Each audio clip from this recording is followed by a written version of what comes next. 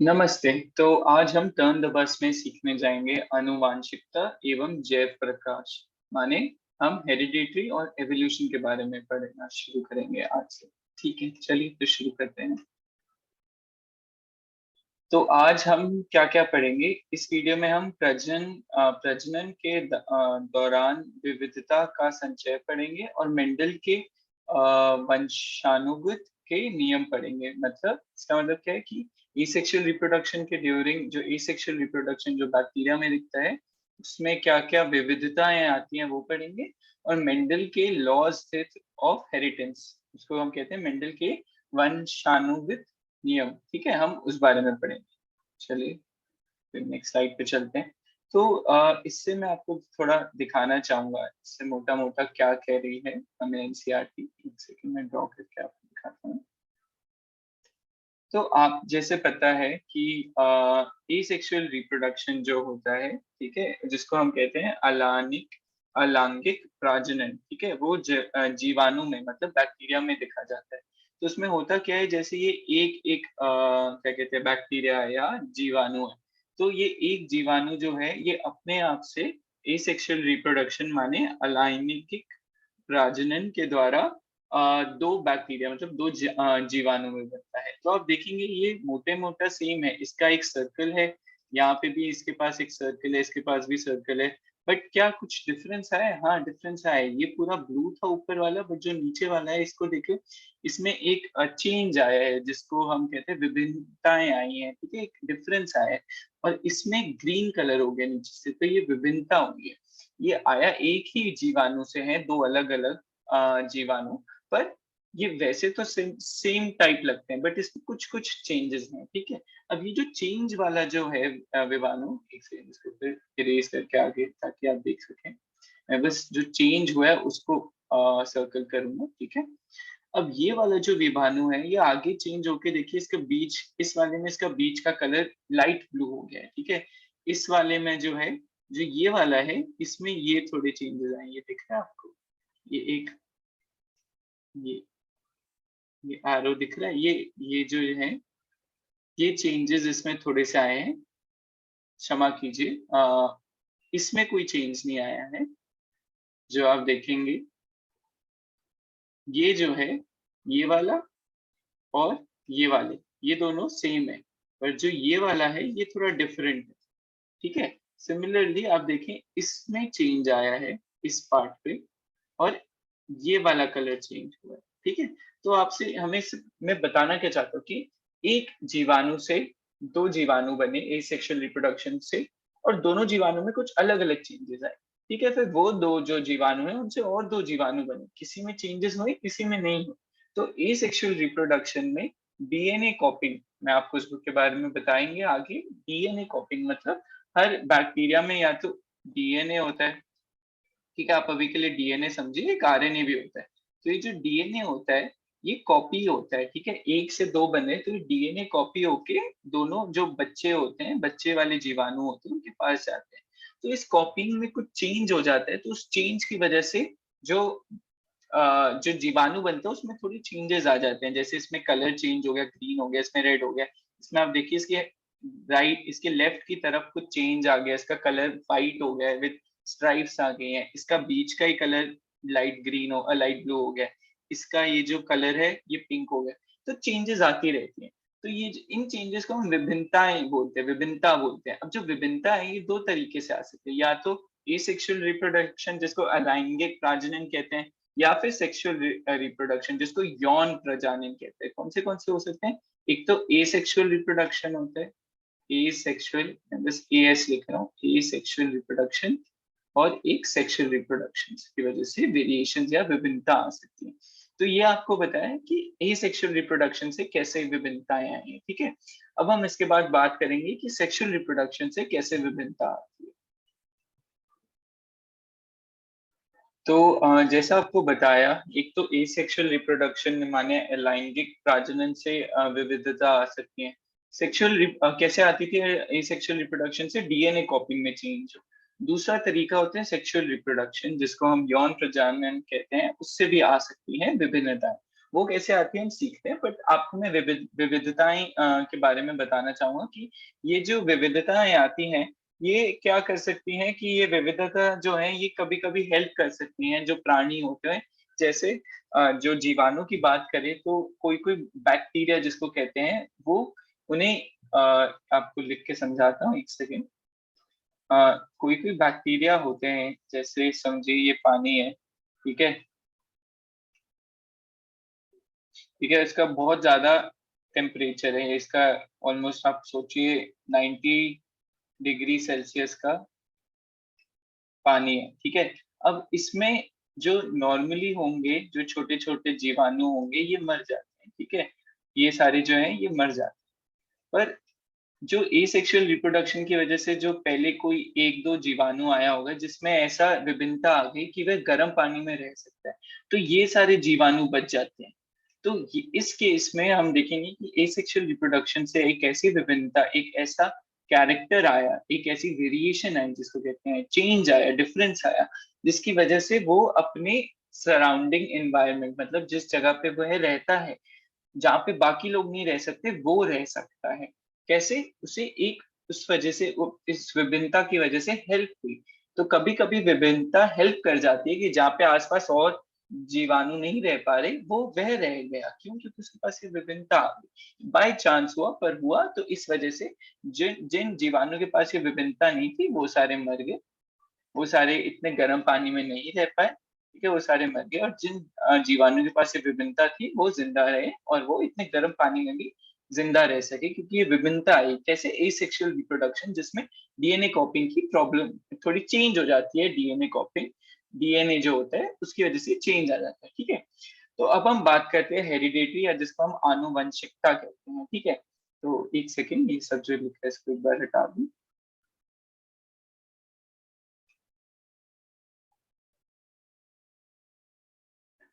तो आप जैसे यहाँ पे देख सकते हैं दो एग्जाम्पल्स दिए हुए हैं, ठीक है, जहाँ एक बच्चे का कान जो है वह जुड़ा हुआ नहीं है। जुड़ा मतलब नीचे वाला पार्ट ना जो होता है कानों का स्वतंत्र तथा एक होता है, और एक जुड़े कर्ण पाली कहते हैं, ठीक है। तो जब जुड़ा हुआ होता है तो कान ऐसे हो जाते हैं, जब नहीं होता तो स्वतंत्र कहते हैं, ठीक है। तो स्वतंत्र एक है और एक जुड़ा हुआ कर्ण पाली है, ठीक है। तो ये दो तरीके के ट्रेड्स होते हैं, ठीक है। ट्रेड्स ट्रेड्स को हम बोलेंगे हिंदी में, आप सोचिए विशेषताएं, ठीक है। तो ट्रेड्स या कैरेक्टर्स, जिसको ट्रेड्स को हम बोलेंगे लक्षण, और कैरेक्टर्स को हम बोलते हैं विशेषताएं, ठीक है। तो क्या होता है, जो कैरेक्टर्स होते हैं, कैरेक्टर्स मानिए, कैरेक्टर्स का मतलब जैसे विशेषताएं की बात कर रहा हूँ, ठीक है, मैं सी लिख रहा हूँ, सी मतलब कैरेक्टर्स, या वी व लिख रहा हूँ मतलब विशेषता, ठीक है। विशेषता क्या होती है? हाइट, जैसे हाइट है किसी चीज की, तो हम हाइट के बारे में बात कर रहे हैं ना, ये हाइट किसी तरीके का कैरेक्टर या विशेषता है। अब जो हाइट है ये या तो लंबी हो सकती है, ठीक है, ये हाइट या तो लंबी हो सकती है, या जो ये हाइट है ये हाइट छोटी हो सकती है। तो जब हाइट लंबी होगी तो हम इसको बोलेंगे कि इसका लक्षण है, लक्षण, ल लिख रहा हूँ इसको, कि लक्षण है, ठीक है, कि इसकी जो इसका लक्षण ये है कि इसकी छोटी हाइट है, ठीक है। तो हम छोटे की बात करेंगे, छोटा, छोटा मतलब लक्षण, ठीक है। लंबा, सॉरी, इस केस में ये लंबी हाइट है ना, तो लंबा एक लक्षण है और छोटा भी एक लक्षण है, ठीक है, ये भी एक लक्षण है। आप समझ रहे हैं मैं क्या कहना चाहता हूँ कि बड़ा या छोटा एक लक्षण होता है, ट्रेट, बट किस बारे में, किस तरीके की बात कर रहे हैं उसको, जैसे हाइट की बात कर रहे हैं, हाइट एक तरीके का विशेषता है, ठीक है। तो विशेषता की हम किस बात कर रहे हैं? हाइट। अब हाइट या तो लंबी हो सकती है या छोटी हो सकती है। अगर लंबी हाइट हो तो वो लंबी या छोटी एक तरीके का लक्षण होता है, बट हाइट जो है वो विशेषता है। जैसे दूसरा सोचिए, हम कलर की बात करें तो कलर एक विशेषता है, रेड कलर हो सकता है वो एक लक्षण है, ब्लू कलर हो सकता है वो दूसरा लक्षण है, ठीक है। तो इस केस में आप देखिए कि एक के बच्चे का कान जुड़ा हुआ है नीचे वाला पोल, और दूसरे वाले का इसमें कान नहीं जुड़ा हुआ, इसमें कान जुड़ा हुआ है, ठीक है। तो ये क्या होता है कि सपोज एक किसी की मम्मी है और किसी का पापा है, ठीक है, ये सॉरी थोड़ा गलत आ गया, म और प लिख रहा हूँ मैं, किसी का मम्मी है किसी के पापा। अब किसी के कान जुड़ा हुआ है किसी का नहीं जुड़ा। अब सेक्सुअल रिप्रोडक्शन यानी यौन प्रजनन के द्वारा जो बच्चा निकलेगा उसका कुछ भी हो सकता है, उसका जुड़ा भी हो सकता है, नहीं भी जुड़ा हो सकता है, ठीक है। तो ये जो चीज होती है, इसके कोई रूल्स होते हैं कि मम्मी के पास कुछ है, पापा के पास कुछ है, तो बच्चे के पास क्या होगा, तो इनके कुछ रूल्स दिए थे एक बंदे ने, जिसका नाम था, सर थे बल्कि डॉक्टर थे, उनका साइंटिस्ट थे, सॉरी माफ करिए, उनका नाम था मेंडल, ठीक है। तो उनको हम कहते हैं मेंडल्स लॉज ऑफ इनहेरिटेंस, ठीक है। तो मेंडल के लॉ के इनहेरिटेंस, इसको हिंदी में बोलेंगे कि वंशागत का, वंशांगत के नियम कौन से होते हैं, इनहेरिटेंस के रूल्स क्या होते हैं, ठीक है, laws of inheritance by Mendel. तो अब हम इसके बाद उसकी बात करेंगे। बस एक छोटा सा आपको मैं प्रश्न देना चाहता हूँ, देखता हूँ आपको कितना समझ में आया है। तो एक ही प्रश्न बताइए, इसका उत्तर बताइए। प्रश्न दिया है कि यदि एक लक्षण ए, ठीक है, पॉपुलेशन में है, जिसमें 10% सदस्यों के पास एक लक्षण है और एक लक्षण बी है जो 60% जीवों के पास है, तो कौन सा लक्षण पहले उत्पन्न हुआ, ठीक है, ए या बी। अब खुद सोचिए, जो लक्षण कम लोगों में है, जैसे ये 10% वाला, 10% वाला लक्षण है, सपोज इसके पास ये लक्षण है, ठीक है, बाकी सब में से इसके पास ये लक्षण है, क्षमा करिए, बाकी सब में से इसके पास ये लक्षण है, ठीक है। तो और बाकी जो ये इतने सारे हैं, इनके पास एक लक्षण है, तो पहले कौन सा लक्षण आया होगा, ऑब्वियसली पहले वाला वो लक्षण आया होगा जो ज्यादा लोगों के पास है। क्यों? क्योंकि ये लक्षण जो है, इनको अपने माता या पिता से मिला है, ठीक है, या फिर ए सेक्सुअल रिप्रोडक्शन किया हो, तो जो भी इनका जीवाणु जिनने इनको आगे प्रकट किया था, उनने दिया होगा। तो जैसे इन दोनों में आया होगा, इन दोनों में आया, तभी ये जाके आगे के जीवाणु में आया, ठीक है, बात समझ में आई मेरी। तो जो जिसका प्रतिशत ज्यादा है किसी पॉपुलेशन में, मतलब वो पहले आया है, जिसका कम है वो बाद में, क्योंकि जो पहले आया होगा वो अपने बच्चों को वो देते रहेगा, तो बच्चे के बच्चे तो ज्यादा होगा। बट जो अभी अभी या रिसेंटली आया है, वो सिर्फ उसके पास होगा या सिर्फ उसके बच्चों के पास होगा। तो जिसका प्रतिशत ज्यादा है वो मतलब पहले आया है। तो ये आपको एक चीज समझानी थी, ठीक है। तो चलिए अब हम मेंडल के लॉज ऑफ इनहेरिटेंस के बारे में बात करते हैं, एक सेकंड।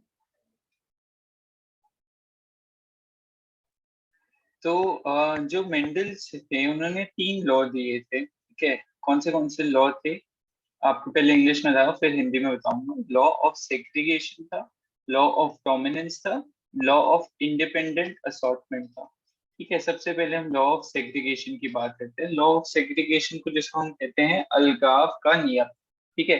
तो ये समझाने के लिए आपको मेरे को थोड़ी चीजें पहले समझानी पड़ेंगी, ठीक है। तो क्या होता है इंसान में, ठीक है, एक सेल से बने होते हैं इंसान, ठीक है। हर सेल में उसके अंदर एक न्यूक्लियस होता है, ठीक है। जो ये एक न्यूक्लियस होता है, इसके अंदर ये न्यूक्लियस बना होता है क्रोमोसोम से, ठीक है। ऐसे ऐसे करके, ये एक ऐसे से इस तरीके की, ये एक क्रोमोसोम होता है, ठीक है। तो ऐसे 46 क्रोमोसोम होते हैं इंसानों के अंदर, कितने होते हैं, 46 क्रोमोसोम होते हैं एक सेल के न्यूक्लियस के अंदर, ठीक है। जो 46 क्रोमोसोम होते हैं, अलग अलग नहीं होते, ये पेयर में होते हैं। कितने के पेयर में होते हैं? 23 के पेयर में होते हैं। पेयर माने समझाता हूँ आपको, 23 के पेयर में होते हैं, 23 पी लिख देता हूँ, पेयर, ठीक है। मतलब जो दो क्रोमोसोम्स हैं, ये साथ में रहते हैं, ठीक है। अब क्या होता है, सारे 46 के 46 क्रोमोसोम सेम नहीं होते। कोई इतने साइज के हैं जितना ये बना है, ठीक है, ये ऐसे इतने साइज के हैं। कोई छोटे साइज के होंगे, कोई छोटे से साइज के होंगे, कोई मीडियम साइज के होंगे।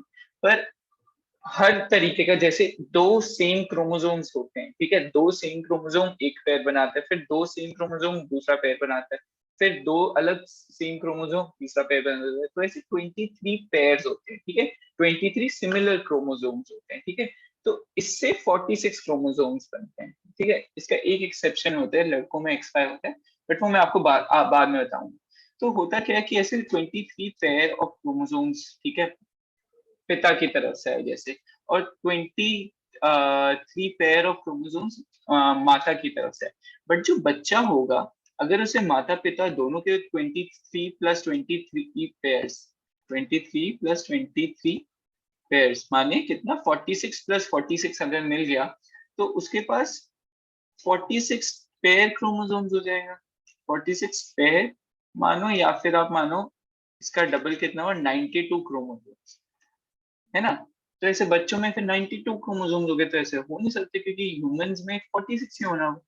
तो नेचर क्या करती है कि जब सेक्सुअल रिप्रोडक्शन होता है तो पिता की तरफ से 46 नहीं, इसका आधा हो जाता है। जैसे समझिए, आपको समझाऊं कि फॉर एग्जांपल हाइट की बात करूं, ठीक है, तो अभी हम इसका एग्जांपल लेंगे, बताऊंगा। सपोज पिता के पास दो क्रोमोसोम्स हैं जिसका लक्ष्य टी माने टॉल है, ठीक है, टॉल है, ठीक है, दो दो टॉल के हैं पिता के पास, और माता के पास दो शॉर्ट का है, छोटे हैं, छोटी हाइट है, तो छोटा छोटे को हम छोटा टी बनाएंगे, ठीक है। अब क्या होगा, टी ये जो मैं बना रहा हूँ एक तरीके का लक्ष्य क्रोमोसोम से ही मिलता है, न्यूक्लियस से ही मिलता है, ठीक है। तो क्रोमोसोम्स के अंदर ये लक्ष्य है, ठीक है, टी का, एक क्रोमोसोम में एक लक्ष्य, एक क्रोमोसोम में एक लक्ष्य, ठीक है, ये पिता की तरफ का। सिमिलरली माता की तरफ से अलग से आएंगे, ठीक है। तो अब क्या होता है, जब बच्चे बन रहे होते हैं, ठीक है, बच्चे बनने के पिता की तरफ से स्पर्म आता है और माता की तरफ से ओवा आता है, ठीक है, ओवा। तो स्पर्म में सिर्फ एक टी जाएगा और ओवम में सिर्फ एक टी जाएगा। तो होता क्या है कि देखिए यहाँ पे डबल था, तो माता और पिता के जो स्पर्म या ओवम होता है उसमें 46 क्रोमोसोम्स नहीं होते, उसमें सिर्फ 23 क्रोमोसोम्स होते हैं, हाफ हो जाते हैं। ये सारी चीजें हाफ हो जाती है, हाफ हुई तो 46 92 की जगह बच्चे में 46 का हाफ पिता देगा 23, माता देगी 46 का हाफ 23, तो बच्चे के पास भी 46 क्रोमोसोम्स होते हैं, ठीक है। तो इसको हम कहते हैं लॉ ऑफ सेग्रीगेशन की। जब नया जब माता और पिता की तरफ से जब नया प्रोजेनी जिसको बोलते हैं बच्चा बन रहा हो, ठीक है, तो माता और पिता आधा आधा कंट्रीब्यूट करते हैं उसके क्रोमोसोम्स के लिए, तो इसको हम लॉ ऑफ सेग्रीगेशन कहते हैं, ठीक है। अब हम फिर बात करते हैं, ये बड़े इंपॉर्टेंट लॉज है भाई, ये तीनों लॉज बहुत इंपॉर्टेंट है, बहुत अच्छा चांस है कि आपके बोर्ड्स के क्वेश्चन में आएंगे, ठीक है, तो इसको अच्छे से समझिए, ठीक है। अब आगे अगला लॉ ऑफ डोमिनेंस के बारे में बात करते हैं। चलिए अब हम बात करेंगे, लॉ ऑफ सेग्रीगेशन हो गया, अब हम बात करेंगे लॉ ऑफ डोमिनेंस का, ठीक है। तो मेंडल ने एक एक्सपेरिमेंट किया था, ठीक है, मैं आपको थोड़ा जूम इन करके दिखाता हूँ, एक सेकेंड। हाँ, ये देखिए, एक सेकेंड, हाँ, अब दिख रहा है, ठीक है। अब मेंडल ने एक एक्सपेरिमेंट किया था कि उसने, मैं दूसरे कलर से बनाता हूँ, ठीक है। उसने क्या एक्सपेरिमेंट किया था, एक लंबा पौधा था, ठीक है, आप जैसे देखिए एक लंबा पौधा था और एक बौना पौधा, छोटा पौधा, ठीक है। तो इन दोनों को उसने सेक्सुअल रिप्रोडक्शन करवाया था, ठीक है, यौन प्रजनन करवाया था दोनों के बीच में। और इनमें से एक लंबा था, तो मैंने जैसे कहा दो क्रोमोसोम्स, एक पेयर होता है क्रोमोसोम्स का, ठीक है। तो कुछ भी कैरेक्टर या फिर कैरेक्टर का क्या मतलब बताया था, विशेषताओं, वो दो लक्षण वाले क्रोमोसोम से पता चलेगा, ठीक है। तो हर चीज का जो कैरेक्टर होगा, हाइट हो चाहे चाहे हाइट बड़ी हो छोटी हो चाहे कुछ भी हो, उसके दो पेयर होंगे, दो क्रोमोसोम्स होंगे या एक पेयर होगा जो डिसाइड करेगा लंबा या छोटा है, ठीक है। वो ही एक पेयर जो है वो सेग्रीगेट होके एक माता देती है एक पिता देता है और बच्चे में आके फिर एक ही पेयर बचता है, मतलब दो। पेयर का मतलब होता है दो, ठीक है, तो एक पेयर मतलब दो, दो पेयर मतलब चार। बट क्या होता है कि माता एक, दो होते हैं उसके पास, माने एक पेयर, वो दो में से सिर्फ एक देती है, पिता भी दो में से सिर्फ एक देता है, एक एक जाके मिलती है, बच्चे के पास भी दो होते हैं जितना माता पिता के पास है, ठीक है। तो अब क्या हुआ, टीटी था बड़े वाले के पास, बौने पौधे के पास टीटी था, ठीक है, छोटा वाला। अब हुआ क्या, मैं आपको दिखाता हूँ कि क्या क्या पॉसिबिलिटी है, ठीक है। ये सपोज मैं पी लिख रहा हूँ, पी फॉर पापा, और म, एम माने म से माँ, ठीक है। अब पापा के पास है टी और टी, ठीक है, बड़ा टी, ये एक और बड़ा टी। अब क्या हो सकता है, अब एक बड़ा टी आएगा, सेग्रीगेट हुआ जो मैंने आपको बताया था, ठीक है, अलगाव हुआ इनका, दो बड़े टी हो गए, और माता की तरफ से, माता के पास क्या था, माता के पास दो छोटे टी, ठीक है, माता के पास दो छोटे टी, ठीक है, तो एक ये छोटा टी हुआ और एक ये छोटा टी एक और, ठीक है। तो अब क्या होगा, क्या क्या पॉसिबिलिटीज हैं कि जो फर्टिलाइजेशन होती है, इतने सारे स्पर्म्स बहुत सारे होते हैं बट एग सिर्फ एक होता है हुआ का, तो क्या क्या पॉसिबिलिटीज हैं कि या तो ये दोनों मिल जाएं, ठीक है, या फिर ये दोनों मिल जाएं, या फिर ये दोनों मिल जाए, या फिर ये दोनों मिल जाए। अब चाहे कुछ कोई भी मिले, जो बच्चे के पास होगा वो टी और टी ही बनेगा, एंड में जाके, ठीक है।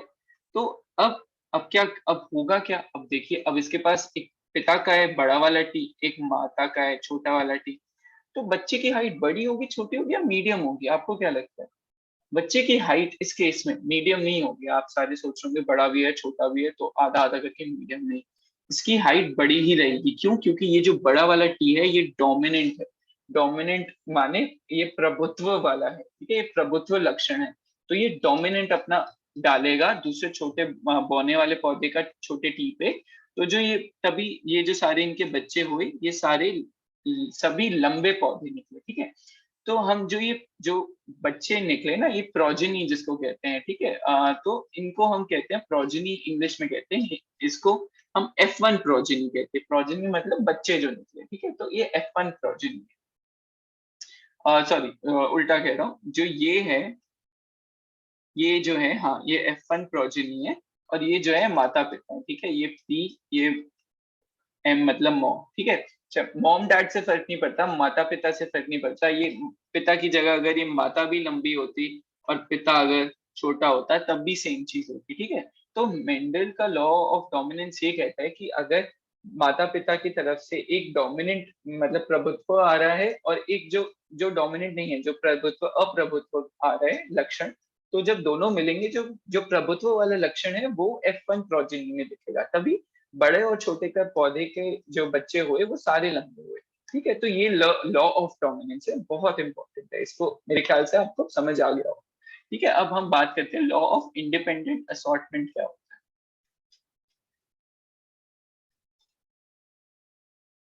अच्छा, हमारे लॉ ऑफ इंडिपेंडेंट असॉर्टमेंट मेरे ख्याल से आपको मैं नेक्स्ट वीडियो में करवाऊंगा। आपको मैं इस वीडियो में एक चीज खत्म करवा देता हूँ, डोमिनेंस अभी पूरा खत्म नहीं हुआ है, ठीक है। तो इसमें आपको ये चीज दिखाऊंगा कि आपको जैसे ये मैंने बता दिया कि जो सारे हुए वो लंबे निकले, F1 प्रोजेनी है, ठीक है। एक अब हमारी प्रोजेनी होगी जो F2 प्रोजेनी होगी, जो बच्चों के बच्चे, ठीक है। मतलब आप सोचिए कि माता पिता के बच्चे उनके बच्चे, ठीक है। तो क्या होता है कि F1 प्रोजेनी जो निकली, हम इनके बीच में सेल्फ क्रॉस करवाएंगे। सेल्फ क्रॉस मतलब पॉलिनेशन। जो पौधे होते हैं उनके पास बहुत स्टिग्मा और पोलन, जो मतलब लड़के लड़की दोनों का पार्ट होता है। तो एक ही पौधा अपने साथ ही अपना बच्चा कर सकता है, ठीक है। तो या फिर इस वे में भी कर सकते हैं, दूसरे में दूसरे के पास भी है। तो मतलब बेसिकली कि F1 प्रोजेनी को हमने एक दूसरे को मतलब भाई बहन समझ लो, भाई बहन के बच्चे के नाम। सुनने में अजीब लगता है बट ये पौधे हैं तो इससे कुछ फर्क नहीं पड़ता, ठीक है। तो F1 प्रोजेनी के हमने बच्चे कराए, तो हम क्या देखते हैं? अब हम ये देखते हैं कि जैसे F1 प्रोजेनी सब टीटी था, ठीक है, टीटी था। हम टीटी क्रॉस करवाएंगे टीटी के साथ, ठीक है। ये कौन सी प्रोजेनी है हमारी? ये हमारी F1 प्रोजेनी है, ठीक है। हम F1 प्रोजेनी का सेल्फ क्रॉस करवाते हैं। अब क्या क्या पॉसिबिलिटीज हैं देखो। अब ये टीटी जैसे मैंने आपको बताया, एक टी निकलेगा, एक छोटा टी निकलेगा, ठीक है। सिमिलरली इसका जो है, इसका भी ऐसा ही होगा। इसका भी एक एक तरीके से आप ना टेबल बना लो, आपको हेल्प होगी ऐसे करके, ऐसे टेबल बना, ठीक है। इससे क्या क्या पॉसिबिलिटी हो सकती है हमें पता चल जाएगा। ये जो ये वाला है ये भी एक बड़ा टी देगा और ये एक छोटा टी देगा, है ना। इसने एक बड़ा टी छोटा दिया, वैसे ही इसने एक छोटा टी दिया और इसने एक बड़ा टी दिया। अब क्या क्या पॉसिबिलिटीज है, अगर ये दोनों, अगर ये बड़ा टी और ये बड़ा टी मिलेगा तो टी टी दोनों बड़े टी तो लंबा प्लांट बनेगा। एक एक बड़ा टी हुआ, एक छोटा टी हुआ, तो फिर क्या बनेगा? अब मैंने आपको लॉ ऑफ डोमिनेंस सिखाया था, तो इसमें भी एक, क्योंकि बड़ा टी है तो इसका बड़ा ही प्लांट रहेगा। इसमें भी एक बड़ा टी हुआ, इसमें एक छोटा टी हुआ। लॉ ऑफ डोमिनेंस के हिसाब से प्रभुत्व कन्यांग के हिसाब से बड़ा पौधा निकलेगा। बेटा अब इसमें देखिए, ये भी छोटा टी है, ये भी छोटा टी है, तो ये दोनों अगर मिलेंगे तो दो छोटे टी बने। तो क्या निकला कि हमारे पास एक छोटा टी, जो दो छोटी टी मिले तो एक छोटा बच्चा निकला। इसका मतलब क्या कहना चाहते हो आप? ये रेशियो देखते हो कि तीन बड़े निकले, एक छोटा निकला। इसका रेशियो बड़ा इंपॉर्टेंट रेशियो है, 3:1 का रेशियो, ठीक है। ये F2 प्रोजेनी में हमें दिखा है। मतलब इसका बोलने का मतलब कि जो अप्रभुत्व लक्षण होता है वो है गुम नहीं हो जाता, ठीक है। वो अप्रभुत्व लक्षण छोटे हाइट वाला बड़े हाइट वाले का क्रॉस हुआ, जो मम्मी पापा थे उनके बच्चे निकले सारे लंबे, तो आपको लगे अब तो छोटा कोई हो ही नहीं सकता, सब लंबे, अब इनके भी बच्चे सब लंबे, पर नहीं। जब आपने इन दोनों के बीच में क्रॉस कराया, तो सारे लंबों के बीच में से अगर दो जो लंबे थे, जो F1 प्रोजेनी थी, उनमें उनके बच्चे 3 बड़े थे, वो एक छोटा था, एक छोटा निकला। मतलब ये जो अप्रभुत्व लक्षण है वो कहीं ना कहीं छुपा हुआ है, पर वो है। अगर उसे एक और अपने साथ एक उसका जोड़ी भाई अप्रभुत्व लक्षण मिला, तो वो दोनों मिलके फिर छोटा पौधा बन सकता है, ठीक है। तो ये, इससे मैं ये कहना चाहता हूँ कि डोमिनेंस का मतलब ये नहीं कि वह लक्षण हमेशा के लिए चला गया, वो निकलेगा। वो F1 में नहीं तो वह F2 प्रोजेनी में आता है। कौन से रेशियो में? 3:1, 3 बड़े होंगे, एक छोटा होगा। तो समझाना क्या चाहता हूँ, एक बड़ा पौधा, एक छोटा पौधा, दोनों के बच्चे हुए सब लंबे, वो दोनों के बच्चों के बीच में क्रॉस कराया, ठीक है, तो उसमें से 3 बड़े हुए, एक छोटे हुए। मतलब जो उसका, आप मानिए कि ग्रैंड पापा और ग्रैंड चिल्ड्रन, मतलब आपके दादाजी और दादी जी, अगर दादी जी छोटी हैं और आपके दादाजी बड़े हैं, तो आपके मम्मी पापा, आपके दोनों, मतलब आपके पिता और आपके चाचा या फिर आपकी बुआ लंबी हो सकती है, बट अगर उन दोनों के बीच में हुआ तो 3 लंबे होंगे और एक छोटा निकलेगा, ठीक है। तो मतलब कि छोटा ट्रेट है वह गुम नहीं हो जाता, जो छोटा लक्षण है वो गुम नहीं हो जाता, वह रहता है। अगर उसमें साथ एक और छोटा लक्षण मिल गया, तो वो मिलके छोटा पौधा बन सकता है।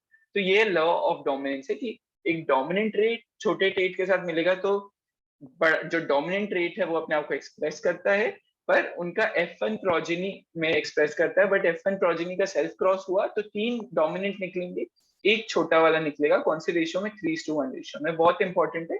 तो इससे हम ये वाली वीडियो समाप्त करते हैं। लॉ ऑफ इंडिपेंडेंट असॉर्टमेंट बहुत बड़ा है, बहुत बड़ा तो नहीं, टेंशन मत लो, बट इजी है, आपको मैं अगली वीडियो में सिखाता हूँ। धन्यवाद।